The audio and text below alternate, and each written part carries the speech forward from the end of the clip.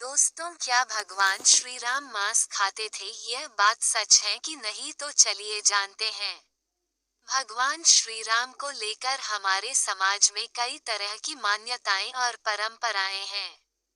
उनकी जीवनचर्या और आहार संबंधी बातें धर्म, संस्कृतियों और धार्मिक ग्रंथों पर आधारित होती हैं।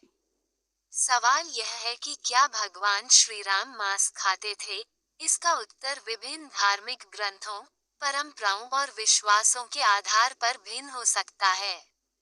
आइए इस विषय को गहरे से समझने की कोशिश करते हैं।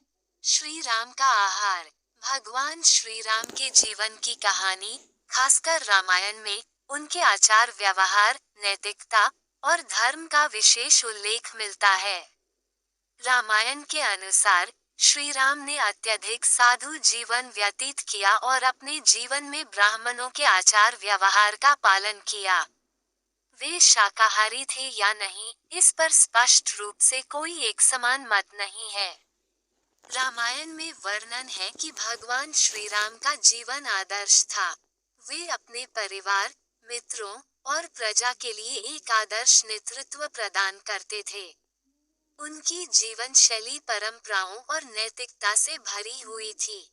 इसके आधार पर अधिकांश लोग यह मानते हैं कि वे शाकाहारी थे, क्योंकि यह भारतीय संस्कृति और धार्मिक विचारधारा में प्रमुख है कि संत और ईश्वर शाकाहारी होते हैं।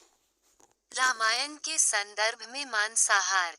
रामायण में कुछ स्थानों पर मांसाहार का उल्लेख किया गया है, लेकिन यह विशेष रूप से राक्षसों और अन्य पात्रों के संदर्भ में होता है।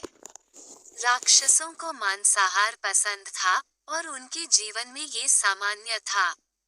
हालांकि भगवान श्री राम के आहार के बारे में कोई स्पष्ट रूप से मांसाहार से संबंधित वृत्तांत नहीं मिलता है।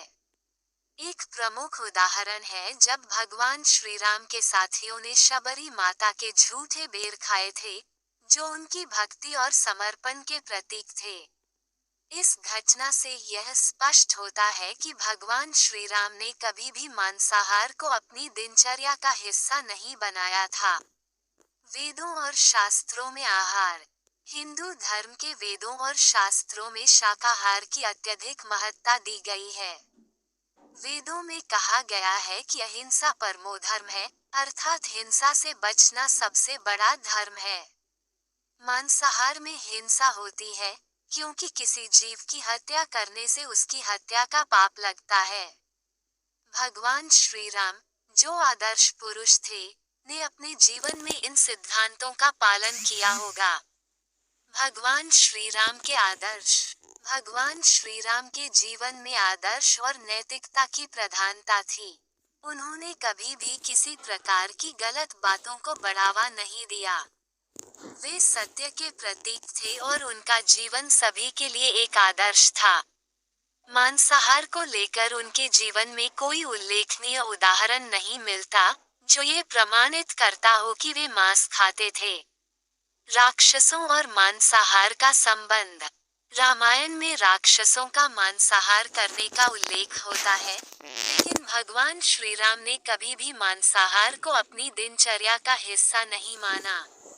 यह एक प्रतीकात्मक संदेश हो सकता है कि राक्षसों की आदतें हिंसक और अनैतिक थीं, जबकि श्री राम का जीवन अहिंसा और सादा था। श्री राम के आदर्श शाकाहार। श्री राम के जीवन में शाकाहार को महत्व दिया गया था। भारतीय संस्कृति में शाकाहार को पुण्य और पवित्रता से जोड़ा जाता है। श्री राम, जिन्होंने अपने जीवन में अनेक कठिनाइयों का सामना किया, कभी भी अहिंसा और शाकाहार के सिद्धांतों से विमुख नहीं हुए। वे संतों और साधुओं की तरह जीवन जीते थे, जो मांसाहार से दूर रहते हैं। आधुनिक दृष्टिकोण। आधुनिक समय में धार्मिक मान्यताओं और परंपराओं के हिसाब से भगवान श्री राम के मांसाहार के बारे में कई विचार हो सकते हैं।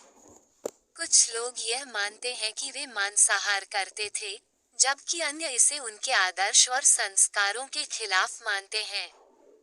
भारतीय संस्कृति में मांसाहार से संबंधित विवादों के बावजूद, यह महत्वपूर्ण है कि हम भगवान श्री राम को उनके आचार व्यवहार और जीवन दृष्टि के आधार पर आदर्श के रूप में देखें। निष्कर्ष, भगवान श्री राम का जीवन आदर्श था और उनका आहार उनके धार्मिक, सामाजिक और नैतिक दृष्टिकोण के अनुसार था।